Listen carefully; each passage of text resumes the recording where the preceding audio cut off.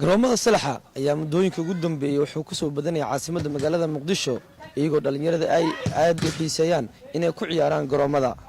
caabana waxaan imaan qaar ka mid ah garoomada ugu xiisaha badan kuwaasoo dhalinyarada ay habeen walba ay ku ciyaaraan waa xilli habeen waagi hore ma aysan jirin in habeen ay ciyaaraan dhalinyarada laakiinse waxay fursad u heleen sanadkan ama sanadii ugu dambeeyay inay ku ciyaaraan garoomada salaxa ama fuustalka isbeddelka waqtigii tiknoolajiyada casriga ah ee caalamka ayaa saameyn inagu yeelatay haddii aynu nahay Soomaali badankeena dhankii kubadda cagta waa kuwo weli aan la qabsan garoomada fuustalka ama salaxa qof walba sidoo yaqaano oo waxa ay la qabsadeen dheesha xawaaraha iyo dhaqaaqa ku dhisan si la mid ah caafimaadka qofka iyo intuu awood u leeyahay inuu ciyaari karo ka hor dhalinta Soomaalida marka la joogo baratanka kubadda cagta waxay ahaayeen kuwa dhisa awoodooda xawaaraha sida Thierry Henry goosmada sida labada nin ee reer Brazil Ronaldo iyo Ronaldinho iyo in la ansixiyo gool qurux badan sida Maradona oo kale waxa aan si sahlan kugu dhihi karaa taasi waxay ahayd saameynta ay ciyaaraha reer galbeedka mar walba ku yeesheen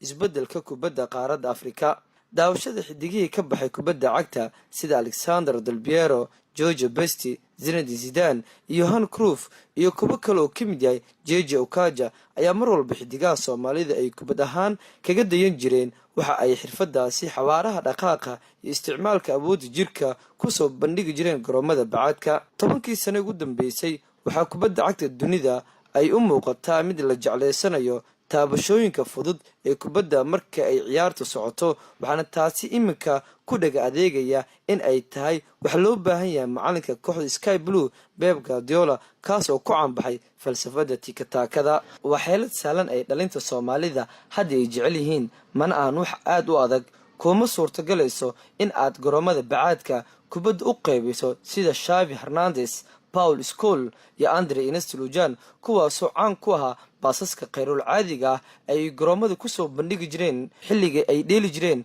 ciyaartooydani dhibaatooyin badan ayaa jiray xilliga garoomada bacaadka sida in mararka qaar kubadda lagu ciyaaro ay noqoto mid dilaacsan sabab la xiriirta in ay kubadda ku dhacdo meel aan munaasab ahayn sida in gaari uu dardaro ama qodixi ay muddo mararka qaar waa macquul in aad kubadda dhaafsiiso garoonka oo ay kubadda tagto guri aan ka fogeyn garoonka taasina ay noqoto gabagabada ciyaarta xitaa haddii ay daqiiqado socoto sidoo kale garoomada bacaadka waxay ahaayeen kuwa aan la kala lahayn qofkii doona ciyaarta banadi jiray ama uu jooji karay laguna kala tegi jiray ciyaarta waana marka ay ugu wanaagsan tahay hadiiba laga fogaado dagaal iyo isqabqabsi garoonka awgiisa wax lacagna laguma bixi jirin garoomada bacaadka garoomada fuustalka ee hadda ka jira caasimadda magaalada Muqdisho waxaad la bixaysaa lacag waxaa si muran la'aan ah aad ugu ciyaaraysaa lacagtaada ma ogolaan kartid in waqtigaada uu beerdaroobo waayo waqtiga uu kooban yahay lacagtana waa mid aan wax lagaaga reebi doonin garoomada fuustalka waa kuwa ku wacan kubadaha xasiloon oo cajiibka ah inta badan ay ciyaaraan dhalinta Soomaalida oo imika maalinkii la ciyaaro waxaaba kaga muhiimsan inay ciyaaraan habeenkii kubadda si kastaba ahaatee dhibaatooyinkii hore ee kubadda cagta bacaadka sida annaga qabno waa qadiimi laga soo guuray xilli garoomada salaxyada ah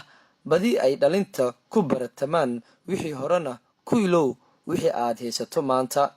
had waa daawanaya marmar qaarna waa dheelaa